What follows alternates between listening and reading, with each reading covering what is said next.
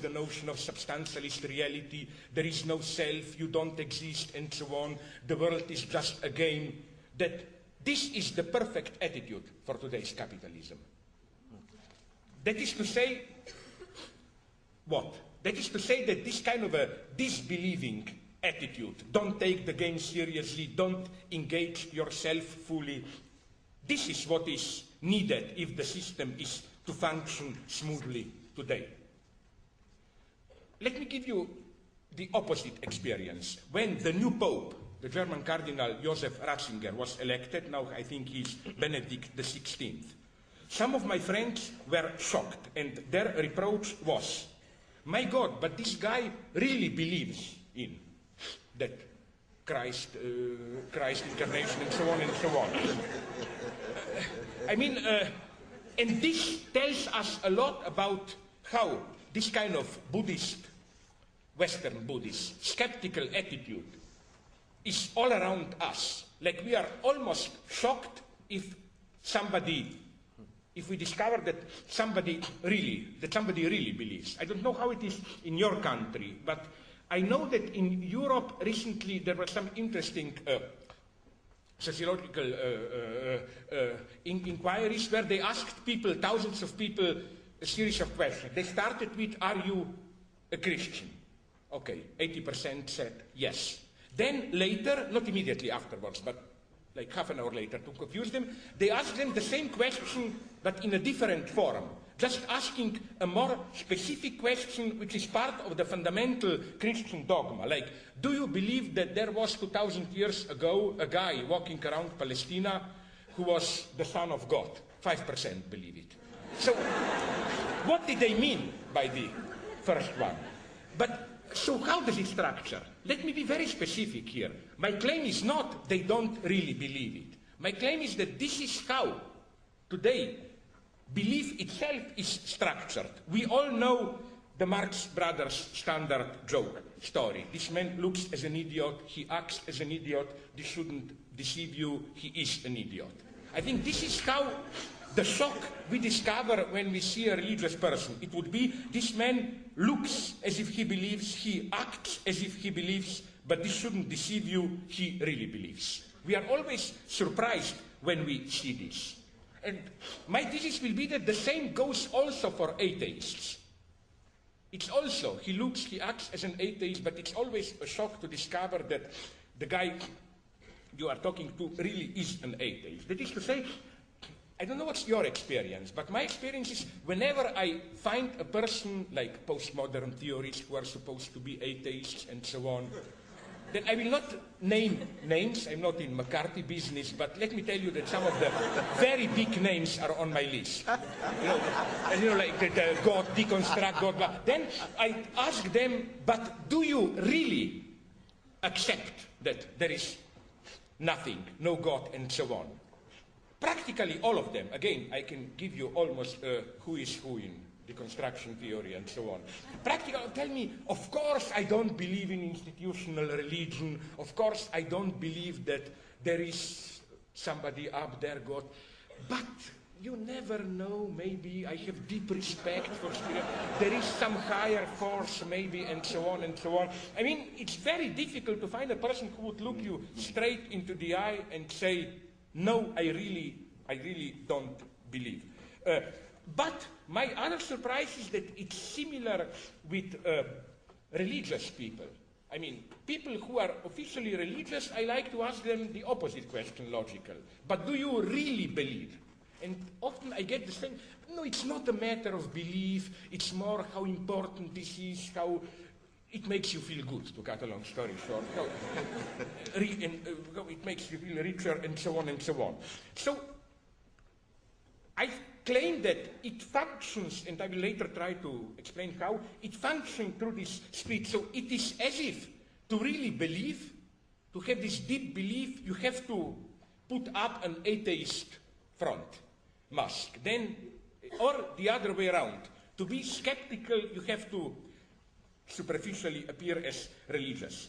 Maybe you know some plays and novels by Graham Greene, like The End of the Affair, where he focuses on the topic of the traumatic impact on a non-believer of a miracle. Like in the end of the affair, also in one drama, you have a total non-believer who is then totally shocked, shattered when he or she, you maybe saw the movie with Ralph Fiennes and Julianne Moore and so on, like an atheist encountering a miracle. And this, but I think that he's too naive here, Graham Greene. I think that the true example would be the one, I don't agree with him politically, I don't even like him, but it's an interesting film, namely, did you see with Steve Martin, Leap of Faith? Where you have a fake con artist of this miracle healer and so on and so on, and then he's doing tricks and so on, cheating with these magic healings, but at the end, he does it, and he's totally shattered. He discovers that he really can do a miracle, and he's totally shattered. I think that the greatest shock for a religious person is to discover that it really works.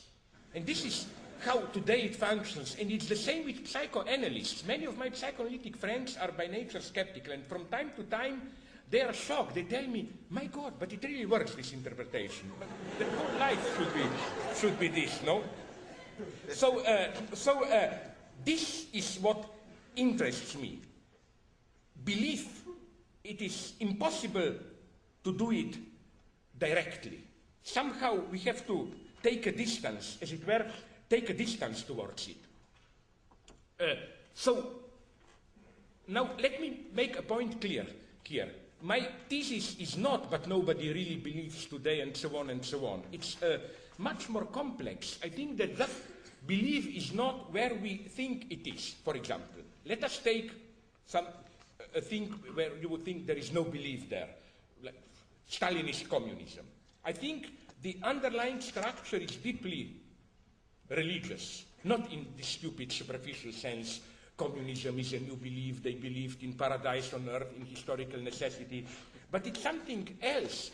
For example, when you read reports on Stalinist purges, how they justified it, and so on and so on, you always get in Stalinist texts what in theology is referred to as the perspective of final judgment. The idea is, today, it may appear confused to you, we are doing horrible things, killing innocent people, but at some point later, when there will be communism, we will be able to look back and to recognize, as if at some point in the future, there will be kind of a final historical judgment where every event, every act will get its proper place. And I think this perspective is absolutely crucial for Stalinist communism. That's the first thing to say. The second thing, now I want to go into a more tricky water. When we are dealing with beliefs, we should really be careful about what people believe when they say they believe, and so on and so on.